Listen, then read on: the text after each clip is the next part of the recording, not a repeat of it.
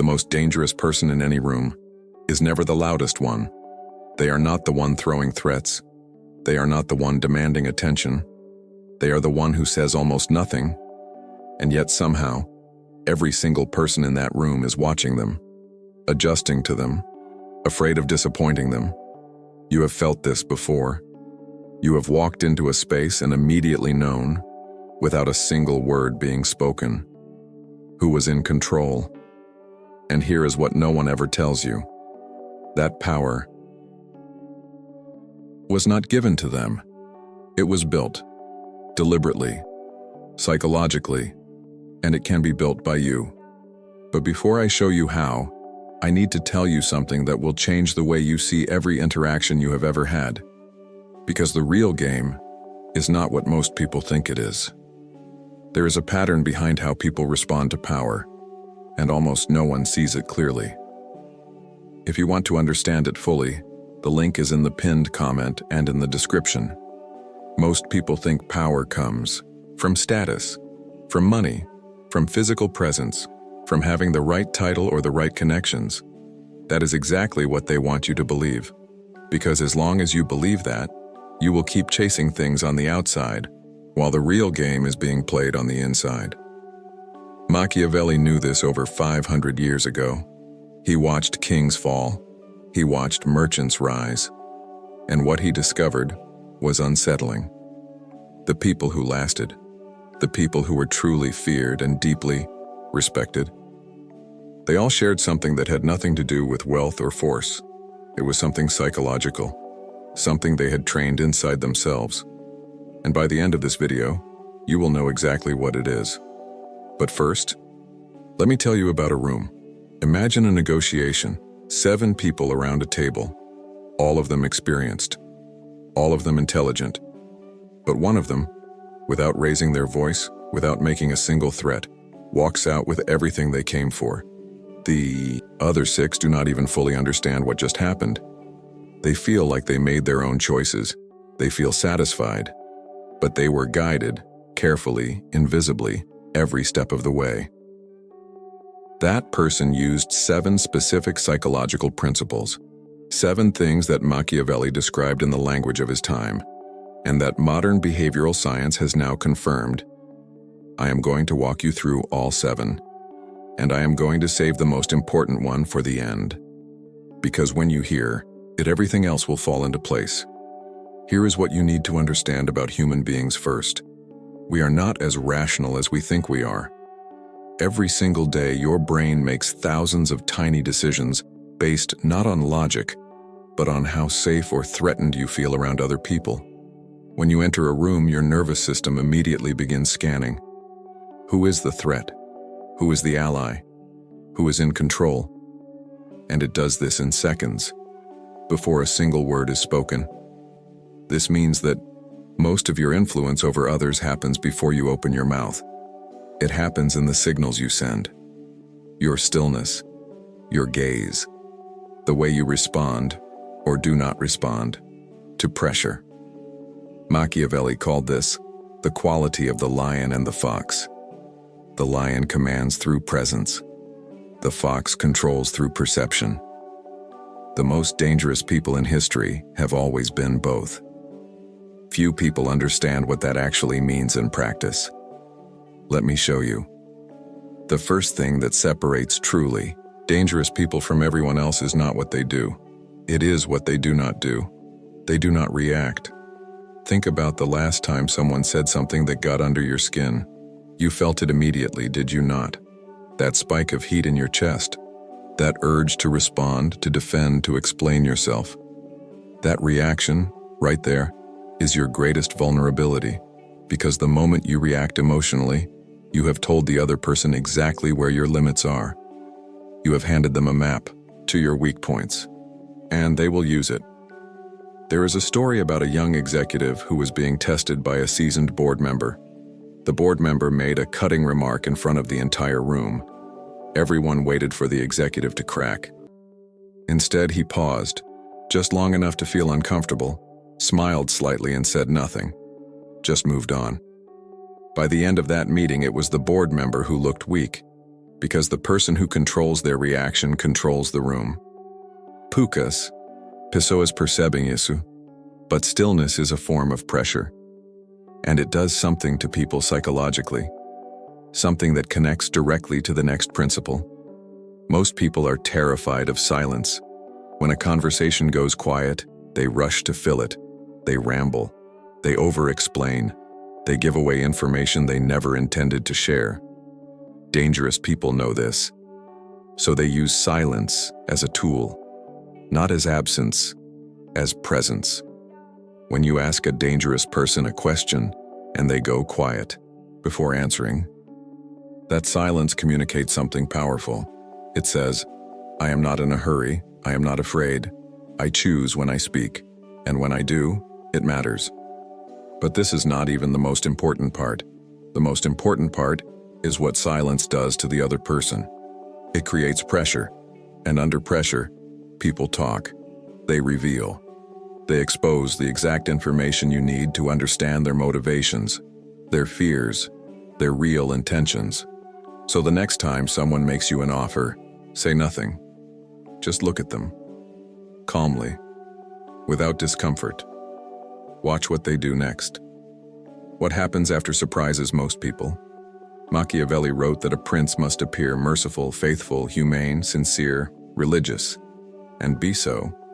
But he must also have the mind so disposed that when it is needful to be otherwise, he may be able to change. In plain language, learn to separate your internal state from your external presentation. This does not mean being fake. It means understanding that what people perceive becomes their reality, and you have far more control over that perception than you have been taught. Consider this. Two people receive the same piece of bad news. One lets it flood their face immediately. The other receives it neutrally, processes it internally, and responds after they have chosen their response. Who do you trust more in a crisis? Who would you follow? There is something even more profound happening here. When you control your expression under pressure, you also start to influence how the people around you feel. Calm is contagious. So is panic, and you get to choose which one you spread. Here is where it starts getting deeper. Most people go into conversations trying to make an impression. Dangerous people go in trying to gather information. They ask questions. They listen more than they speak. They let the other person feel like the center of attention, because when people feel seen and heard, they open up. And when they open up, they reveal everything you need to know. What they want, what they fear, what they are insecure about, what they are willing to sacrifice. A simple technique. Ask someone why they want something instead of what they want. Almost no one does this, because the why reveals the true motivation. And once you understand someone's true motivation, you can move them in any direction you choose, without them ever feeling manipulated. But there is a detail that changes everything about how this works in practice, and it connects directly to Principle 5. Predictable people are easy to dismiss. When someone can anticipate your every move, they can prepare for you, they can neutralize you, they stop taking you seriously. Dangerous people understand that a slight degree of unpredictability creates a very specific psychological effect. It forces others to pay attention, because the brain is wired to focus on things it cannot categorize, on things that do not follow the expected pattern. This does not mean being chaotic. It means occasionally doing the unexpected thing, agreeing when they expect pushback, going quiet when they expect a reaction, walking away when they expect you to stay. Napoleon used this constantly. He would create the impression he was advancing in one direction, and then pivot completely. Not because he was erratic, because he understood that an enemy who cannot predict you is an enemy who is already losing. And this principle, when combined with the next one, creates something truly formidable. Machiavelli wrote, "The one who adapts his policy to the times will prosper, and likewise the one whose policy clashes with the times will not."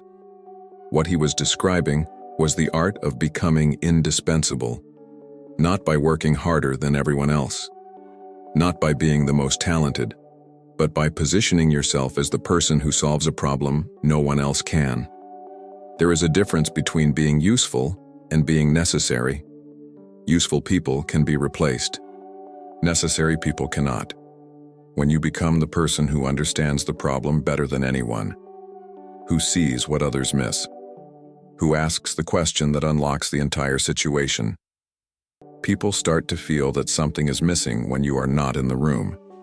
They start to seek your input before making decisions. They start to protect you, because losing you feels like a threat to themselves. That is not manipulation. That is strategy, and it leads directly to the most powerful principle of all. But what comes next, most people are not ready for. Everything I have told you so far, the stillness, the silence, the strategy, it all assumes one thing: that the person using these principles has resolved something inside themselves that most people never face: their relationship with fear. Here is the truth that changes everything. The reason most people never become truly dangerous, in the best sense of that word, is not that they lack intelligence. It is not that they lack skill. It is that they are afraid. Afraid of being rejected. Afraid of taking up too much space. Afraid of what happens if they actually step into their power and it does not work. And that fear makes them shrink. It makes them react instead of respond. It makes them fill silence with noise and give away their position before the game even starts. The most dangerous person in the room is not fearless. They are someone who has looked at their fear directly and decided it will not run the show. That is the shift. That is what Machiavelli never said directly, but embedded in everything he wrote. The prince who fears losing his power will always make decisions driven by fear. And fear-driven decisions destroy power faster than any enemy ever could. When you reach a place, even partially, even imperfectly, where you genuinely do not need the approval of the room, something remarkable happens. People can feel it, not as arrogance, not as coldness, as gravity, as a kind of stillness that pulls others toward it because it is so rare.